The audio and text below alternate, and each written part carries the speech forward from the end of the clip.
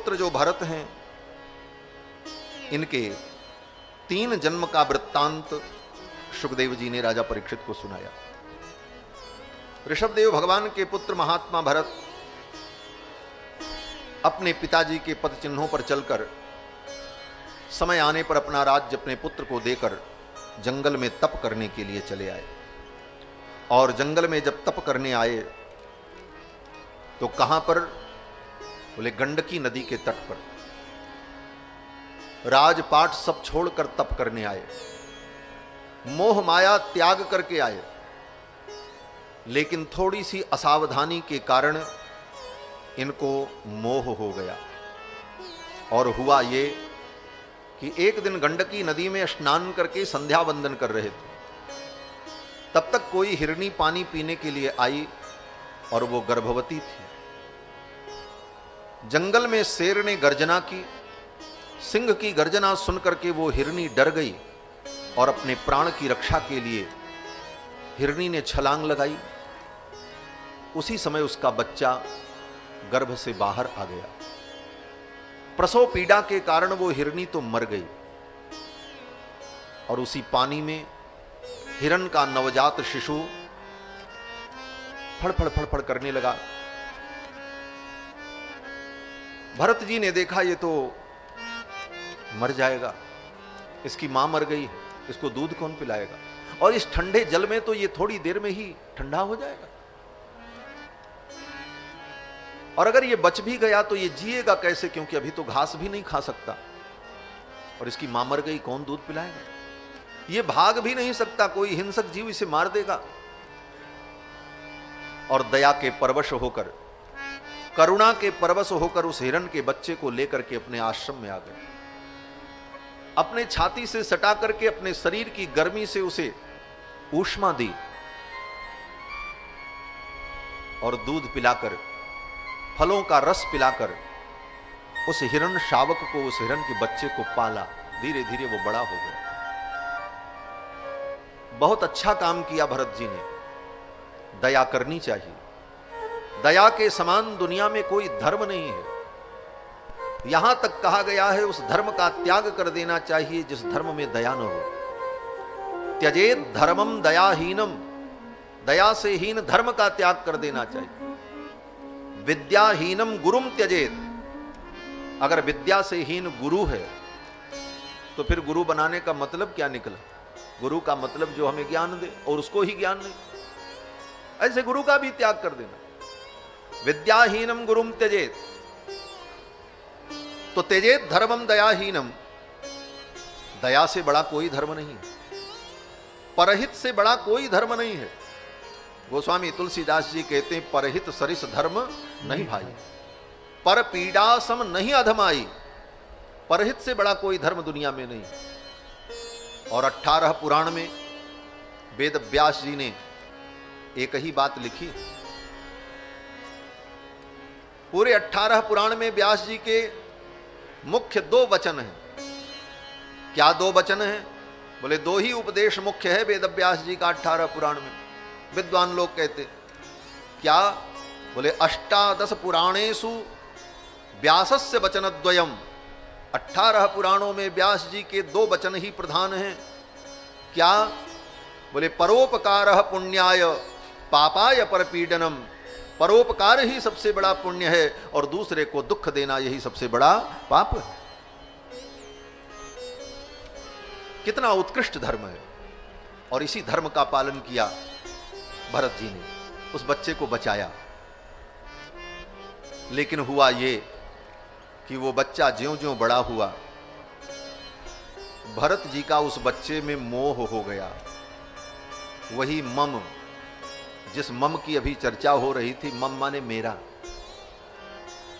भरत जी को यह लगा कि ये तो मेरा है। जंगल में बहुत सारे हिरण थे, लेकिन उन हिरणों के प्रति यह भाव नहीं था, उसके प्रति वो भाव पैदा हो गया कि ये तो मेरा है। ममता हो गई और उस ममता का परिणाम बड़ा भयानक हुआ। उसके बिना रह नहीं पाते।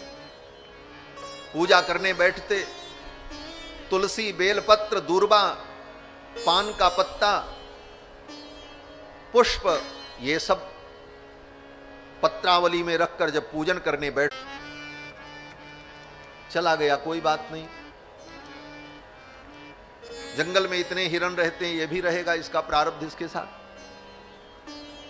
लेकिन ये मेरा है, मेरे पास रहे, इस मोह के कारण बार बार उस हिरण का स्मरण करते रहे, व्यथित होते रहे, दुखी होते रहे। संध्या वंदन जब तब सब छूट गया और संयोग से भरत जी की मृत्यु आ गई। मृत्यु बता के नहीं आती, मृत्यु कोई अलार्म नहीं देती, मृत्यु कोई पूर्व सूचना नहीं देती, मृत्यु तो अचानक आती है। आय अचानक काल डटा, काल तो अचानक आता है। कभी भी कहीं भी किसी की भी मृत्यु हो सकती है, मृत्यु कभी भी आ सकती है। इसीलिए संसार में देखा जाता है, लोग खाते खाते मर जाते हैं, पढ़ते पढ़ते मर जाते, भाषण देते देते मर जाते हैं।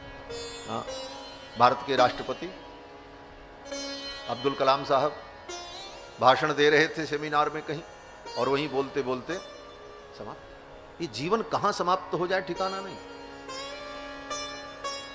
कहीं भी किसी व्यक्ति का जीवन का अंत हो सकता है, मृत्यु बता के नहीं आती। इसलिए हर क्षण व्यक्ति को सावधान रहना चाहिए। और भागवत का प्रथम उपदेश क्या है? परसों की कथा में आपने सुना, भागवत में सर्वप्रथम सुखदेव जी ने यही उपदेश दिया राजा परीक्षित को कि जन्मलाभ पर पुंसाम अंते नारायण स्मृति ही।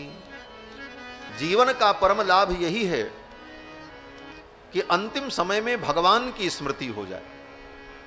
जब हम मरें तो उस समय भगवान की याद हमें आवे, संसार के किसी वस्तु और व्यक्ति की याद हमें ना आवे।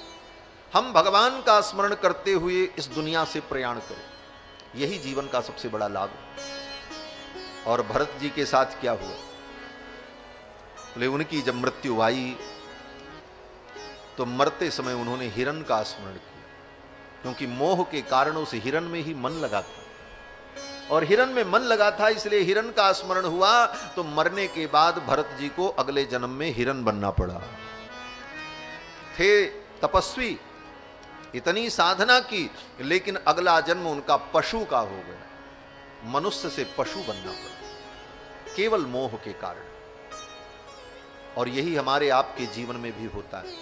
हम मोह के कारण बार बार इसी संसार में पैदा होते हैं और भटकते रहते हैं। अनंत जन्मों से हम भटक रहे हैं। इस मोह से हमें निवृत्ति लेनी चाहिए। हिरण के बच्चे का स्मरण किया, अगले जन्म में हिरण बन, और अगर भगवान का स्मरण करते तो भगवान को प्राप्त हो जाते। मरते समय भगवान का स्मरण करके अगर कोई मरे तो वो भगवान को प्राप्त हो जाता है। इसीलिए भक्तों ने कहा, मरते समय भगवान का नाम लेकर के अगर मरोगे तो कोई चिंता नहीं है। हाँ, भगवान का ध्यान किया, भगवान का नाम लिया, मर गए तो बोले अब चिंता की कोई बात नहीं है। राम का नाम लेकर जो मर जाओगे, राम का नाम लेकर जो मर जाएंगे, ये न सोचो कि मरकर किधर जाएंगे, ये जिधर भेज देंगे उधर जाएंगे। राम का नाम लेकर जो मर जाएंगे, राम का नाम लेकर जो मर जाएंगे, वो अमर नाम दुनिया में कर जाएंगे, वो अमर नाम दुनिया में कर जाएंगे। ये न पूछो कि मर कर किधर जाएंगे, ये न पूछो कि मर कर किधर जाएंगे, ये न पूछो कि मर कर किधर जाएंगे, ये न पूछो कि मर कर किधर जाएंगे, वो जिधर भेज देंगे उधर जाएंगे, वो जिधर भेज देंगे उधर जाएंगे। राम का नाम लेकर जो मर जाएंगे, राम का नाम लेकर जो मर जाएंगे। टूट जाए न माला कहीं प्रेम की, टूट जाए न माला कहीं प्रेम की, टूट जाए न माला कहीं प्रेम की, टूट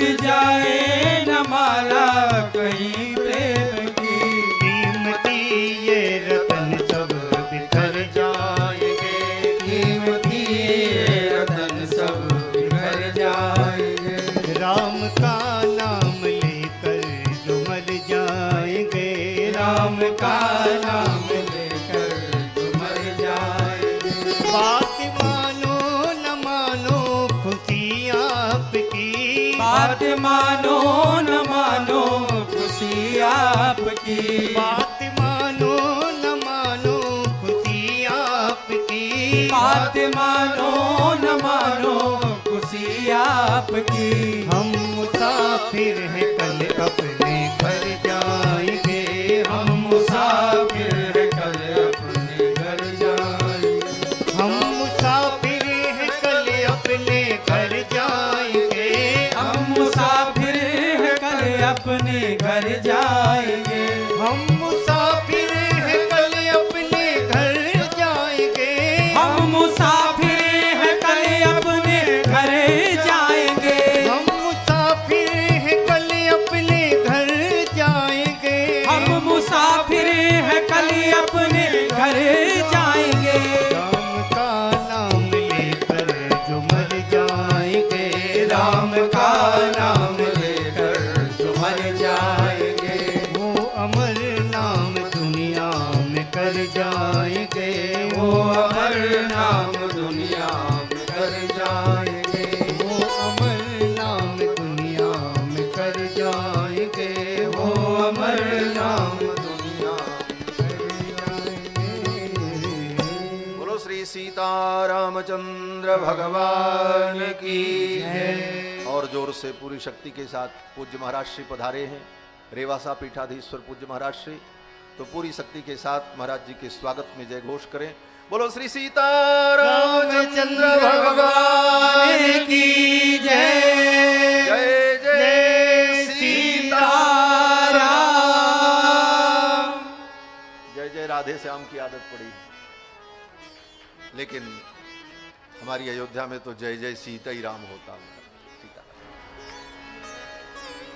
पूज्य महाराज श्री अनंत श्री विभूषित श्रीमद जगत गुरु रेवासा पीठाधीश्वर पूज्य स्वामी जी महाराज, मैं नाम कैसे लूं, बड़ी समस्या है। और समस्या ये है कि आप आचार्य हैं, आचार्य और गुरु का नाम लेना नहीं चाहिए और अपना नाम भी नहीं लेना चाहिए, और संजोग से दोनों नाम एक ही है। श्री मनु जी महाराज, श्री मनु जी महाराज मनु स्मृति में कहते हैं, आत्मनाम गुरोर नाम और नामाति कृपणस्य च श्रेयस कामो न गृहणीयात् ज्येष्ठापत्य कलत्रयो हो। श्री मनु जी महाराज मनु स्मृति में कहते हैं, अपना नाम, गुरु का नाम और कृपण व्यक्ति का नाम और बड़े पुत्र का नाम और पति पत्नी एक दूसरे का नाम कभी न लेंगे। आजकल नई दुनिया है, पत्नी पति का नाम लेके बुलाती, अजी सुनो, और पति पत्नी का नाम लेकर के बुलाते हैं। लेकिन शास्त्र कहता है पत्नी पति का नाम न ले और पति पत्नी का नाम लेकर के न बुलाते। उपनाम से अथवा संकेत से व्यवहार कर, और बड़े पुत्र का नाम भी नहीं लेना चाहिए। बड़े पुत्र का नाम न लेकर भैया बाबू बेटा कुछ कह करके पुकारना चाहिए। मनु जी का यही आदेश। आत्मनाम गुरोर नाम नामाति कृपणस्य च श्रेयस कामो न गृहणीयात् ज्येष्ठापत्य कलत्रयो हो। तो महाराज श्री का हम वंदन करते हैं, अभिनंदन करते हैं, और पूज्य महाराज श्री की करुणा दास पर सदा बनी रहे। और अभी गत वर्ष ही कोटा में श्री राम कथा हुई थी, तो पूज्य महाराज श्री वहाँ भी पधारे थे आशीर्वचन के लिए। तो पूज्य महाराज श्री का भी आशीर्वचन होगा, लेकिन समापन में। तो मैं निवेदन कर रहा था कि श्री भरत जी महाराज, महात्मा भरत, इतने बड़े तपस्वी, त्याग वैराग्य संपन्न, परंतु एक हिरण के बच्चे में मोह होने के कारण उनकी साधना धरी रह गई और उनका अगला जन्म पशु योनि में हो गया, हिरण बनना पड़ा। गीता में भगवान श्री कृष्ण कहते हैं, यम यम वापिस मरण भावम त्यजन्त्यन्ते कलेवरम तम तमेवैति कौन्तेय सदा तद्भाव भावित। जिस भाव का स्मरण करके जीव अपने शरीर को छोड़ता है, अगले जन्म में उसी भाव को प्राप्त हो जाता है। थोड़ी सी ममता ने, मोह ने रास्ता लंबा कर दिया, नहीं तो इसी जीवन के पूर्ण होने पर भगवत चरणारविंद की प्राप्ति हो जाती।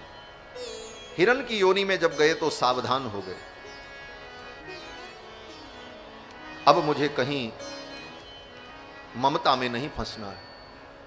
पशु योनि में भी रहकर पूर्व जन्म के संस्कार के कारण ज्ञान बना रहा।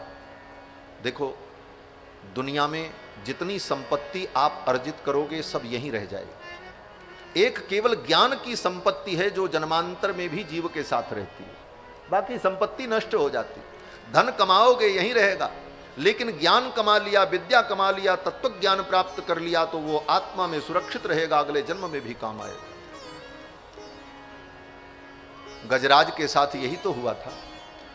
गजराज जब डूबने लगा, ग्राह चरण को पकड़ करके खींच रहा था, उसके परिवार के लोग छोड़ करके चले गए तो उसे भगवान की याद आई और उसने भगवान को पुकारा। मूल कथा यही है। वहां पर राजा परीक्षित ने सुखदेव जी से प्रश्न किया, हाथी हो करके, पशु हो करके उसको भगवान की याद कैसे आएगी? प्रश्न तो ये। तो सुखदेव जी ने वहां पर यही उत्तर दिया, प्राग जन्मनि अनुशिक्षितम। पूर्व जन्म के संस्कार के कारण, क्योंकि पूर्व जन्म में उसने भगवान की भक्ति की थी। भगवान की भक्ति में जीव अगर लगा तो अगर इस जन्म में सफलता नहीं मिली तो अगले जन्म में मिलेगी, उसका पतन नहीं होगा। नमे भक्त प्रणश्यति, भगवान के भक्त का कभी नाश नहीं होता। देरी हो जाती है, कभी कभी असावधानी के कारण भटक सकता है, लेकिन वो फिर उस मार्ग में लग जाता है। पशु योनि में जाकर, हिरण की योनि में जाकर भरत जी सावधान हो गए। अकेले रहते, समूह में नहीं रहते, सूखे पत्तों को खाकर के जीवन निर्वाह किया और समय आने पर शरीर छोड़ दिया। और फिर जब इनका जन्म हुआ तो फिर मनुष्य योनि प्राप्त हुई। अंगिरा गोत्र के एक ब्राह्मण कुल में इनका जन्म हुआ। सावधान हो गए, भगवान ने मानव जीवन फिर दिया है, अब अगर मुझसे चूक हो गई तो फिर कई जन्मों तक फिर मुझे भटकना पड़ेगा। सावधान हो गए। बचपन से ही संसार के प्रति कोई आसक्ति नहीं, अपने शरीर के प्रति भी कोई आसक्ति नहीं। माता पिता भोजन दे देते तो खा लेते, नहीं देते तो मांगते भी नहीं, बैठे रहे। बड़े हुए, पिता ने यज्ञोपवीत संस्कार किया। यज्ञोपवीत संस्कार में गायत्री मंत्र का उपदेश किया। 6 महीने तक गायत्री मंत्र रटाते रहे इनके पिताजी, लेकिन गायत्री मंत्र याद नहीं किया। बोले महाराज आजकल तो बच्चों को याद हो जाता है सुन सुन करके। 6 महीने तक पिताजी ने गायत्री मंत्र रटाया, लेकिन याद नहीं किया। क्यों नहीं याद किया? बोले याद तो इनको सब है, पूर्व जन्म का वृत्तांत याद है। लेकिन भरत जी ने सोचा अगर मैं गायत्री मंत्र पढ़ करके पिताजी को सुना दूंगा तब पिताजी मुझे दूसरा मंत्र याद कराएंगे, फिर तीसरा कराएंगे, फिर पूरा वेद पढ़ाएंगे। फिर जब मैं वेद पढ़ लूंगा तब बड़े बड़े जजमान आएंगे और पिताजी भेजेंगे, जाओ यज्ञ कराओ, पूजा कराओ। फिर मैं जाऊंगा सब करने कराने के लिए, तो फिर दक्षिणा भी मिलेगी, धन आएगा।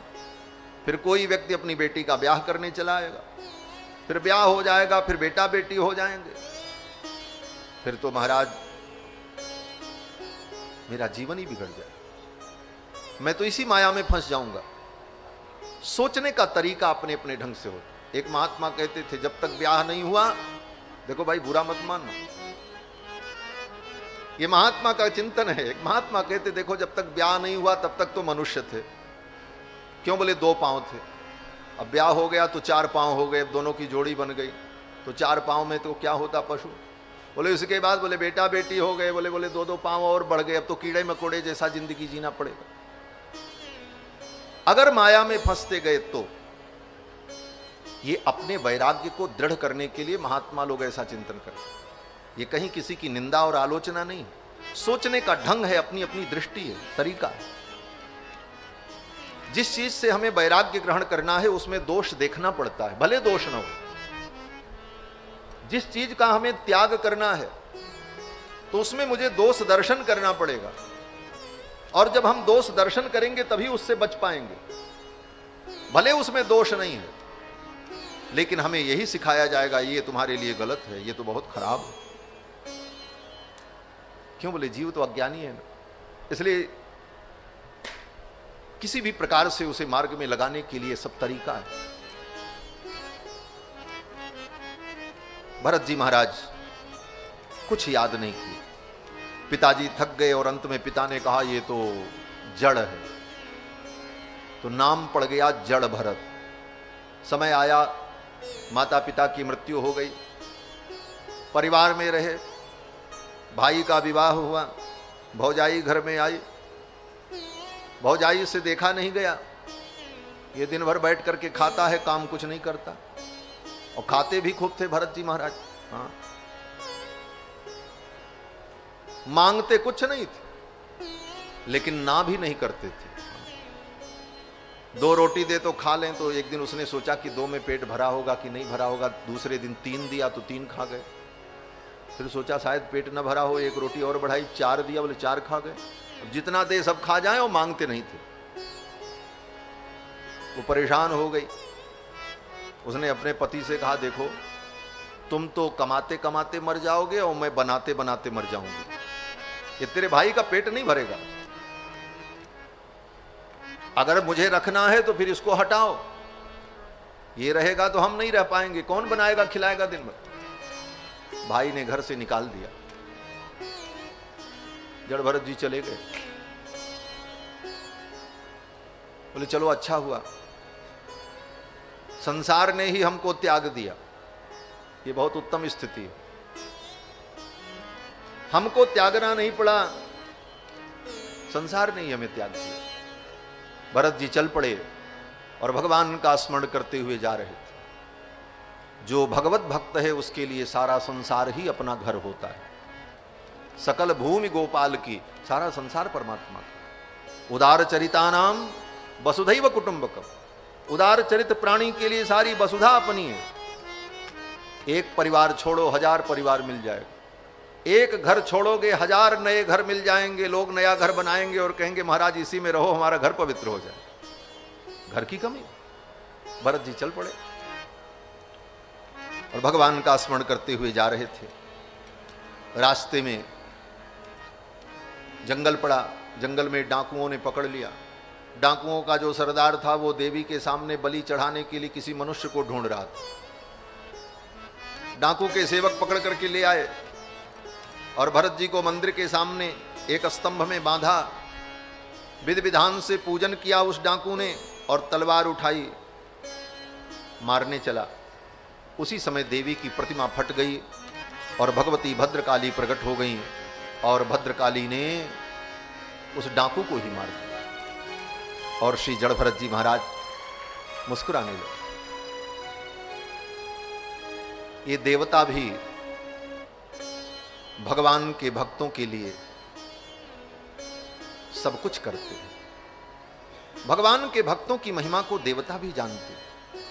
देवी ने सोचा कि अगर मेरे सामने आज एक भक्त की बलि चढ़ गई तो मेरा अस्तित्व समाप्त हो जाएगा, भगवान मेरे अस्तित्व को समाप्त कर देंगे। तो देवी ने उस डाकू को ही मार दिया, जबकि डाकू उस देवी की भक्ति कर रहा था। देवी को तो उस डाकू पर प्रसन्न होना चाहिए था, लेकिन डाकू पर देवी प्रसन्न नहीं हुई, देवी तो जड़ भरत जी पर प्रसन्न हो गई। इसीलिए कहा है कि जा पर कृपा राम के होई, ता पर कृपा करे सबको। जो भगवान का भक्त होता है उस पे सभी देवी देवता अपनी कृपा बरसाते रहते हैं। भगवान की भक्ति का ये प्रभाव, और भक्तों की सेवा करके इन देवी देवताओं को भी संतुष्टि और आनंद की प्राप्ति होती। श्री भक्तमाल जी में एक बड़ी सुंदर कथा है। श्री गोस्वामी तुलसीदास जी के गुरु जी महाराज श्री नरहरि आनंद जी महाराज, परम भागवत। श्री नरहरि आनंद जी महाराज संतों की जमात लेकर के चलते, उनके साथ अनेक संत और संतों की सेवा होती थी, भजन कीर्तन होता था। एक बार नरहरि आनंद जी की जमात पहुंच गई तीर्थराज प्रयाग में। और तीर्थराज प्रयाग में वहीं जमात रुक गई और खूब भोज भंडारा चलने लगा, आनंद बरस रहा था। संजोग से वर्षा ऋतु आई, खूब पानी बरसा और कई दिनों तक पानी बरसता रहा। अब तो सूखी लकड़ी मिलना मुश्किल हो गया, भंडार कैसे बने, चूल्हा कैसे जले, और चूल्हा न जले तो संतों की सेवा कैसे हो, संत लोग भोजन कैसे करें। तो नरहरि आनंद जी ने देखा बगल में वहीं पर एक देवी का मंदिर, आज भी वो देवी का मंदिर है, अलोप शंकरी देवी का मंदिर। श्री नरहरि आनंद जी महाराज पहुंचे अपना फरसा लेकर, और देवी के मंदिर में जो लकड़ी का चौखट था और दरवाजा था उसी को काटने लगे। ये चौखट दरवाजा काट करके ले जाएं, चूल्हे में जला करके संतों के लिए भोजन बने, आखिर संत भूखे रहेंगे ये ठीक नहीं। देवी प्रसन्न हो गई, देवी प्रकट हो गई और देवी ने कहा, महात्मन ये मेरा दरवाजा मत काटो, नहीं तो कुत्ता बिल्ली सब भीतर आकर के गंदगी करेंगे। आपको लकड़ी की जरूरत है तो चिंता मत करो, लकड़ी मैं पहुंचाऊंगी, मैं संतों की सेवा करूंगी। और देवी उस वर्षा काल में सूखी लकड़ी ला करके दे जाती और उस लकड़ी से चूल्हा जलता और संतों का भंडार बनता और भोजन चलता। महाराज निपट नरहरि आनंद को करदाता दुर्गा भई, निपट नरहरि आनंद को करदाता दुर्गा भई। कर झर लकड़ी नाही शक्ति को सदन उदारे, घर झर लकड़ी नाहि शक्ति को सदन उदारे। शक्ति भक्त सो बोलित नहीं प्रतिबर ही डारे, शक्ति भक्त सो बोल दिलहि सति बरही डारे। लगी परोसन होश भवानी भैंसो मारे, लगी परोसन होश भवानी भैंसो मारे। देवी ला करके लकड़ी दे जाती, खूब भंडार चलता चकाचक। कोई महिला ग्वालिन दूध बेचने वाली आई, देखा बाबा जी के यहाँ खूब लकड़ी है, शहर में किसी को लकड़ी मिल नहीं रही और यहाँ इतनी लकड़ी जल रही, कहाँ से आई? उसने पूछा महाराज से, महाराज इतनी लकड़ी आपको कहाँ से मिली? तो महात्मा ही ठहरे। नरहरि आनंद जी ने सत्य सत्य बता दिया। देवी का दरवाजा काटने गए थे तो देवी प्रसन्न हो गई और देवी ला करके लकड़ी दे जाती हैं और संतों की सेवा होती है। वो पहुंची अपने घर और जा करके अपने पति से कहा, अरे निखट्टू, तुमसे अच्छे तो ये महात्मा है। देवी का दरवाजा काटने गए तो उनको देवी ने लकड़ी दिया, अपने घर में भी लकड़ी नहीं है, तुम भी जाओ और देवी का दरवाजा काटो तो देवी हमको भी लकड़ी देगी, काम चलेगा, घर में लकड़ी नहीं।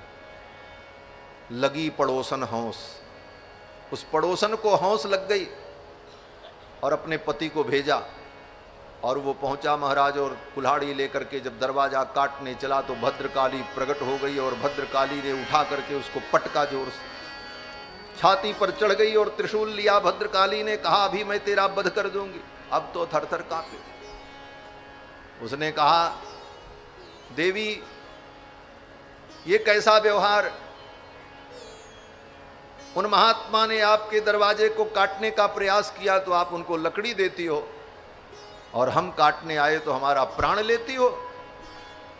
देवी ने कहा, वो संतों की सेवा के लिए, भगवान की सेवा के लिए लकड़ी चाहते थे और तुम उनकी देखा देखी करने आए हो, मेरे मंदिर का दरवाजा तोड़ रहे हो, मैं तुम्हारा वध कर दूंगी। मां अब तो वो कांपा, अरे मुझे छोड़ दो, मेरे बेटा बेटी हैं, परिवार है। देवी ने कहा, ठीक है, एक शर्त पे छोड़ूंगी। बोले, क्या शर्त है? बोले, शर्त यही है कि जो लकड़ी अभी तक मैं पहुंचाती थी अब ये तुमको पहुंचाना पड़ेगा। अपने सिर का भार देवी ने उसके ऊपर डाल दिया। बदले की बेगार मूढ़वा के सिर डारी, बदले की बेगार मूढ़वा के सिर डारे। भरत प्रसंग जो कालिका लड्डू देख तन में तई, भरत प्रसंग जो कालिका लड्डू देख तन में तई। निपट नरहरि आनंद को निपट नर हरि आनंद को, करदाता दुर्गा भई, हाँ करदाता दुर्गा भई, हाँ करदाता दुर्गा। श्री नाभादास जी महाराज ने भक्तमाल में श्री नरहरियानंद जी के चरित्र का वर्णन करते हुए भरत जी के इस प्रसंग का स्मरण किया। इसीलिए इस प्रसंग को मैंने यहाँ पर स्पर्श किया, क्योंकि नाभादास जी कहते हैं भरत प्रसंग ज्यों कालिका, लड्डू देख तन में तई। तो महाराज भरत जी वहाँ से भगवान का स्मरण करते हुए चल पड़े। आगे सिंधु सौबीर देश का राजा इनको मिला, राजा रहुगण। उसने अपनी पालकी ढुलवाई इनसे। पालकी लेकर के ठीक से चल नहीं रहे थे तो राजा को क्रोध आया। राजा ने बहुत डांट लगाई। जब बहुत डांट लगाई तो जड़ भरत जी बोल पड़े और उन्होंने कहा, राजन तुम बार बार ये कहते हो मैं दंड दूंगा दंड दूंगा, किसको दंड दोगे? आत्मा तो अविनाशी है और शरीर तो पहले से ही नाशवान है, तो दंड तुम किसको दोगे? इस ज्ञान की बात को सुनकर, तत्व की बात को सुनकर के राजा सावधान हो गया। ये कोई तत्वज्ञ पुरुष है। तब तक राजा रहुगण की दृष्टि जड़ भरत जी के कंधे पर गई और कंधे पर पड़े हुए यज्ञोपवीत को देखा तो राजा रहुगण को बड़ा आश्चर्य हुआ। अरे ये तो कोई महात्मा है, कोई ब्रह्मज्ञानी पुरुष है।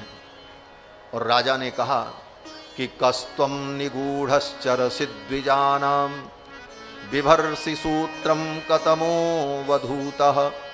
हे अवधूत, हे भगवन, आप कौन हैं? कंधे पर आप यज्ञोपवीत धारण किए हुए, कस्यासि कुत्रत्यैहापि कस्मात् क्षेमाय नश्चेदसि नोत शुक्लः। राजा ने विनम्रतापूर्वक जब प्रणाम किया तो जड़ भरत जी बोल पड़े और फिर राजा रहुगण ने जड़ भरत से जो जिज्ञासा की उन जिज्ञासाओं का उत्तर दिया। फिर तो राजा रहुगण इनके द्वारा उपदेश प्राप्त करके प्रसन्न होकर के विदा हो गया। जड़ भरत जी महाराज भगवान का स्मरण करते हुए चले गए। इस कथा का सार यही है कि देखो, थोड़ी सी ममता ने, एक हिरण के बच्चे में ममता होने के कारण इनको 2 जन्म और लेना पड़ा। और यही ममता के कारण 2 जन्म नहीं, 2000 नहीं, 2 लाख नहीं, 2 करोड़ नहीं, अनंत अनंत जन्मों से हम आप इस संसार में भटक रहे हैं, केवल इसी ममता के कारण। इसीलिए संत कहते हैं ममता तू न गई मेरे मन से। ये ममता नहीं जाती और इसी कारण हमें दुख होता है।